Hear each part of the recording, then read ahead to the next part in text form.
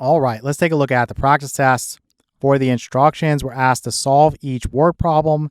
We want to round your answer to the nearest hundredth. All right, for the first problem, we are told that Larry invested $27,000 in a savings account that pays an annual interest rate of 1.8%. Let me highlight $27,000 and let me highlight 1.8% because we're going to need those in a moment. The savings account is set to compound quarterly. So that's 4 times per year. So we're going to need that information as well. How much is in Larry's account after 5 years? So how do we solve this? Remember, we have a nice little formula that we can just plug into. So hopefully you watched the lesson and you know how to use this formula. It's very, very straightforward. All you have to do is know what each letter represents, and then you can just plug into your calculator and you'll have your answer. So A is the future value of your investment. In other words, it's the account balance after the given number of years. Here it's going to be 5 years, so A would represent the account balance after 5 years. Then P is going to be your principal or the amount invested. Some people call this the present value. Then R, that's going to be your interest rate as a decimal. N is going to be the number of compounding periods in a year, and T is going to be the number of years. So for the principal or the amount invested, it's $27,000. So this is the amount that is put into the savings account. Again, you can also think about that as the present value of the account when it starts. So this is $27,000. You can leave off the dollar symbol for now. For the interest rate, we are given 1.8%. So 1.8%. So as a decimal, this is equal to, you're going to delete the percentage symbol, and you're going to move this 2 places to the left. So in other words, this would be equal to 0.018. I think I can make that a little bit more clean. So 0.018. So as a decimal. So let me just grab this and I'll get rid of this. And I'll come down here and paste this in. And I'll just arrow to this like that. And so the number of years is going to be 5. Right? Because we want to know how much is in Larry's account after 5 years. And the number of compounding periods, which we're going to need in a year, that's going to be 4 times per year. Again, it's compounding quarterly. That's where we're getting that from. So T, again, is the number of years. So that is going to be 5. And N, which is going to be right here, and then also right here, that is going to be 4 because things are compounding quarterly. All right, so all you have to do at this point is basically plug into the formula, key that into your calculator, and round. That's all you have to do. It's very straightforward. So A, the future value of the account, or the account balance after 5 years, is going to be equal to, you're going to have your 27,000 times the quantity, 1 plus, this would be 0.018 divided by 4, and this is raised to the power of 5 times 4, so 5 times 4 is going to be 20. This is multiplication here. So let me slide down here a little bit. And actually, this is a little bit jammed up. So let me slide this down. And then let me put this back up here. All right, so we're just going to key this into the calculator. So what I get is approximately 29,536.74175. Let me grab this real quick and copy it. So if you want to write a sentence, you can. I'm just going to put that it's approximately this and be done with it. Now, I do want to round to the nearest hundredth. So remember, this is your tenths. This is your hundredths. So basically, we're rounding and we're thinking about the digit that follows that 4. So that 4 is in the hundredths place. So you're going to look at this digit right here, which is in the thousandths place. And this falls in the category of 4 or less. So that means we're going to leave this digit unchanged. So the 4 will remain as a 4. And then you're going to change everything that follows into a 0. But remember, when you're working with something that's after the decimal point, if I change these guys into zeros, they don't add any value, so you can just delete them. So this would be about $29,536.74. That's going to be how much is in Larry's account after 5 years. For problem 2, we have that Becky invested $19,800 in a CD, which is a certificate of deposit that pays an annual interest rate of 5.3%. The CD is set to compound daily. So we're going to say that's 365 times per year. I have a note down here that says ignore the extra day for leap years in case you're wondering about that. We are asked how much is in Becky's account after 9 years. So after 9 years. So again, I'm just going to go down to my formula. Let me just copy some things now and make it a little bit faster. P, the principal, or the amount invested, or again, you could say the present value of the investment when we're starting out. This is $19,800. Then the interest rate, we're going to call that R. That is 5.3%. So as a decimal, that is 0.053. Again, delete the percentage symbol and move the decimal point 2 places to the left. Then when we think about the N, again, it's going to be done daily. So we're just going to go with 365. And then in terms of the number of years, so that we represented with T, that is going to be 9. So let's grab this information and let's come down here and paste this in. And again, all I'm going to do now is just plug in. That's it. So the present value, or the amount invested, is this 19,800. So let me say A is equal to 19,800 times the quantity, 1 plus R, my interest rate as a decimal, is 0.053 over the number of compounding periods in a year is going to be 365. And then this is raised to the power of T times N. So T, the number of years, is 9, and N is 365. So let me put 9 times 365. Now, what I would do is just key this into the calculator, and you're going to get about, let's say, 31,901.31749. So I'm going to say approximately, let me put my dollar symbol in there. So we want to round, and again, we're rounding to the nearest hundredth. So if I look at the digit that follows, that's this 7 right here. So this falls in the category of 5 or greater. So what I want to do is add 1 to this digit in the hundredth place. And so this would be a 2. Again, you can put a 0, 0, 0, but that doesn't add any value, so you can just delete it. So we would say that the amount that's in Becky's account after 9 years is going to be about $31,901.32. All right, let's look at problem 3. So we're going to change things up just a little bit. So Jake invests in an annuity with an annual fixed interest rate of 6.2%. The annuity compounds monthly, so that means 12 times per year. If after 10 years, the account balance is $27,839.45, how much was the beginning investment? Here, what we actually have to do is solve for P. We're going to be given A, and we're solving for P. So let me write out some information. First off, we know that R, which is the interest rate, is 6.2%. Again, as a decimal, that would be 0.062. Just delete the percentage symbol and move the decimal point 2 places to the left. Then we know that your T, or the number of years, is 10. We know that N, the number of compounding periods, is 12. So this is in a year, right? 12 times per year. And then we also know that A, which is the future value. So how much is this account going to be worth, or what's the balance after 10 years? Well, that's told to us right here. So this is $27,839.45. We need to figure out P. How much was the beginning investment? So what was the initial principal? Or you can think about this as the present value. So let's go ahead and grab this real quick and bring this down here. Now, what you can do is solve the formula for P, or you can plug in first and then solve it for P. It really doesn't matter. Let me just come down here, and I'm going to say that your A is equal to P times the quantity, 1 plus R over N. This is raised to the power of Tn. If you want to solve this for P, you're going to divide both sides of the equation by this right here. That's what's multiplying P. So the quantity 1 plus R over N raised to the power of Tn. So let me move this down here so this fits. So this is divided by 1 plus R over N raised to the power of Tn. So what we're going to do is show this as canceling. So P will be equal to this. Let me actually just erase this. P is equal to this. So we know what A is. You're just going to plug in. This is 27,839.45. We know what R is, and this is probably not going to fit. So let me actually erase this and put, this is the quantity 1 plus your R is 0.062, and this is over your N, which is 12.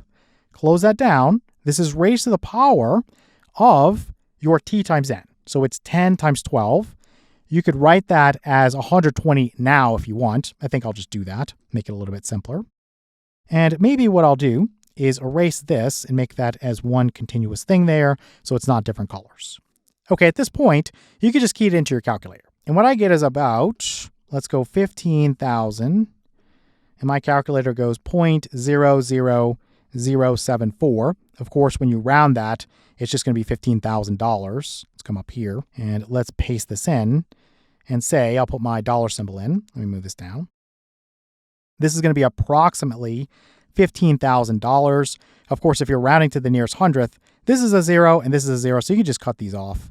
This is basically just going to stay a 0, and everything after would become a 0, so you can just delete those digits. So we could say that in terms of Jake, he invested about $15,000 into this annuity. All right, let's look at one that requires a little bit of thought. So here we're told that Jennifer is saving up for a house and wants a 20% down payment. She will invest a lump sum into a savings account for 5 years that pays 4.3% annual interest and compounds monthly. So this is 12 times per year. After some calculations, she figures her ideal house will cost $140,000. So obviously she's not getting a house in California. How much should she put in the savings account? So this is the goal right here. How much should she put in the savings account? So you really have to think your way through this. Her goal is just to get 20% of the cost of the house. So let's start out with that. Let me come down to a fresh sheet. Her goal, let me write this out, is 20% of the house for her down payment. So 20% of $140,000. Now, most of you can do that without a calculator. You can basically put this into 0.1 times 140,000, and then you would just double that, right? So that's how I would do it if you wanted to do it quickly. If you multiply something by 0.1, you just move the decimal point one place to the left. So this would be 14,000, like that. So if you were multiplying this by 0.2, so let's say you did 0.2 times 140,000, well, it would just be double this, so it would be 28,000. And of course, you could just use a calculator. So the goal, I'm just going to erase this, and I'm going to put, it's 28,000. So if we look at our formula, again, A equals P times the quantity 1 plus R over N raised to the power of T times N. What is my A? It's going to be $28,000. That's what her goal is, or the amount she wants in the account at the end of the 5 years. So let me plug in 28,000 right there. The principal is unknown. That's what we're going to solve for. We do know the interest rate. We do know how often things compound, and we do know the number of years that she wants to invest for. Let's go back up and let's grab those things. So again, we know that she's going to put this money in a savings account for 5 years. So the time is 5. And it pays 4.3% annual interest. So that's going to be 0.043 as a decimal. And the compounding periods in a year, it's going to be 12 because it compounds monthly. So let's go back down and let's just plug in. So we're going to put for R, this is 0.0, and I didn't leave myself enough room, so 4, 3. Let me make this a little bit better. So N, the number of compounding periods in a year, that's going to be 12. This guy is compounding monthly. This is raised to the power of, again, it's T times N. Well, the number of years, which is T, is 5. And then the number of compounding periods in a year, again, that's N, that's going to be 12. So 5 times 12 would give me 60. So I'm just going to put that up there. And again, at this point, you're just solving for P. So let's divide both sides of the equation by this. So 1 plus this 0.043 over 12 raised to the power of 60. So this would cancel. And let me divide by that over here. Probably going to be hard to fit this. So let me move this over so that it fits. Let me move this over, and let me make this a little bit longer here. Or actually, let me redo that one more time.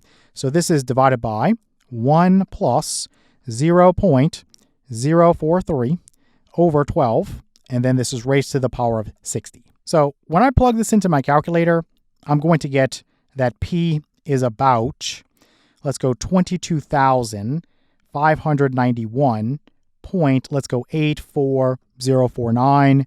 And then my calculator cuts off. Let me copy this. So P, which is your principal, or really the amount she needs to put in the savings account, that's going to be about $22,591.84. Because if I round this to the nearest hundredth, Here's your hundredths place. The digit that follows is a 0, so the 4 is going to stay unchanged. These would change into zeros, but again, they add no value, so you can just delete them. So again, the amount she should put in the savings account is about $22,591.84. If she does that, again, at the end of the 5-year period, she's going to have an account balance of about $28,000. It wouldn't be exactly because we're rounding here, but let's say about $28,000, and that's what she needs for her 20% down payment. Again, she doesn't need this. She just needs the down payment. The rest of it, she's just going to get a mortgage for or something like that. All right, let's take a look at problem number 5. Here we have that Melissa visits 2 competing banks. National Bank and Trust is offering a 5-year CD. Again, a CD is a certificate of deposit with an annual interest rate of 3.75%. This account will compound monthly, so that's 12 times per year. Now, the other bank, we have Jonestown Bank. They're offering a 5-year CD as well with an annual interest rate of 3%. This account will also compound monthly, so 12 times per year. The Jonestown Bank is offering a $300 bonus to all new customers. We're told that this bonus money will be deposited in Melissa's account on the first day of her account being opened. Now, here's the question. Assuming Melissa has $10,000 to invest, which bank should she choose? Then we're going to change things up. If her investment amount changed to $5,000, how would this impact her decision? So does she stay with the same bank as she used for the $10,000 investment, or she's going to change things up? So what I would do is set up a little table so you can organize the information. So most of this stuff is going to be the same. The difference is going to be the interest rate and the principal. But the T, the number of years, in each case, it's going to be a 5-year CD. So it's going to be 5 and 5. And the number of compounding periods in a year for each one, remember it's compounding monthly, so each of these guys is going to be 12. Now for this one, we're going to start with a $10,000 investment.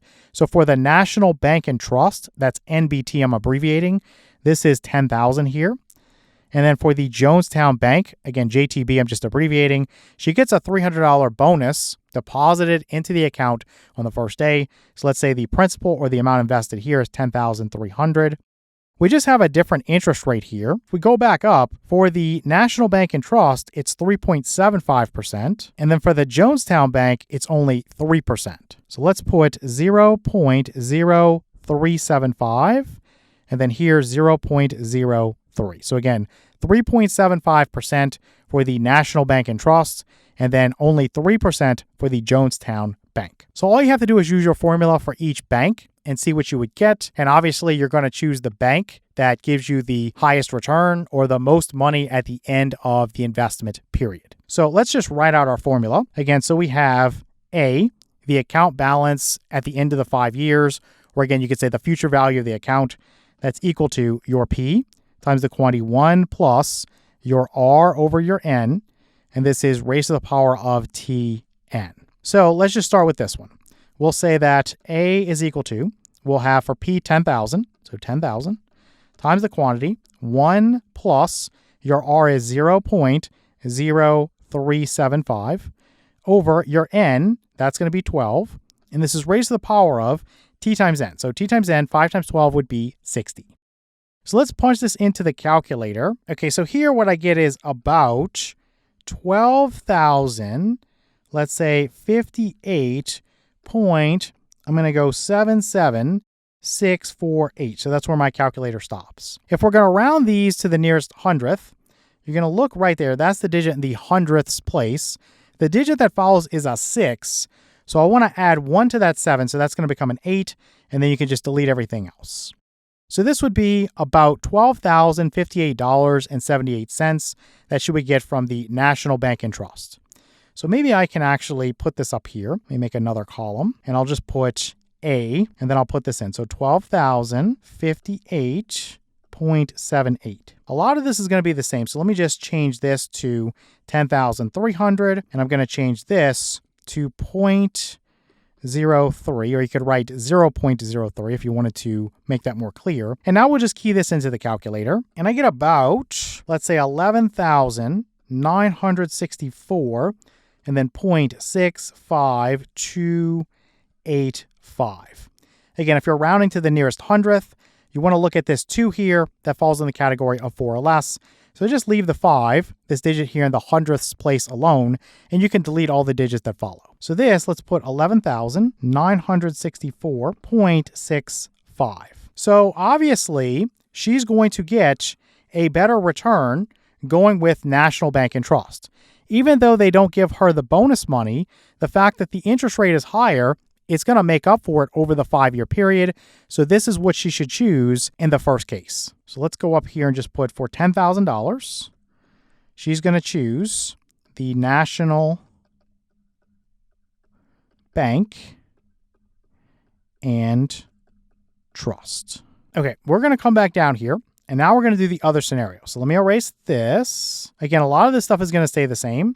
We're just going to now invest only $5,000. And so her bonus here is still $300. It doesn't say that it's based on the amount of money you put in. It just says you get it if you're a new customer. So she's putting $5,000 in here and $5,300 in here. And so again, we're just going to plug into the formula. So we're going to say A is equal to the principal. Let's start with this one. So that's 5,000 times the quantity. We're going to have 1 plus. For the interest rate, again, it's 0.0375 over. Your n is going to be 12. And then this is raised to the power of 5 times 12, which is 60. So let's key this into the calculator and see what we get. So I get about 6,029.38, let's say 8239. That's where my calculator stops. So rounding this to the nearest hundredth, here's your digit in the hundredths place. The digit that follows is an 8. So I'm basically going to delete these. I'm going to add 1 to that 8 and put a 9 there. So let's say this is about $6,029.39 that you would get. Now let's look at the other scenario. We're going to put in $5,300 now. So that's going to change. And the interest rate is going to change. So she's only getting 3%.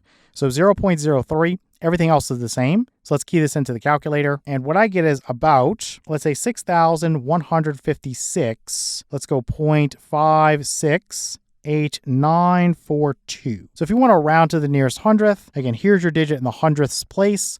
The digit that follows is an 8. So let's just cut off these digits. We'll add 1 to that 6 and make it into a 7.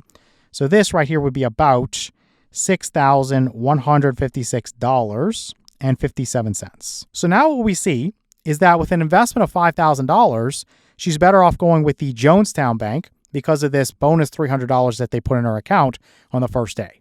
After 5 years, she would have this $6,156.57 versus the only $6,029.39 that she would have with the National Bank and Trust.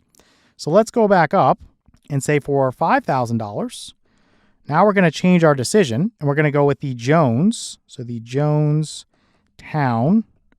Bank.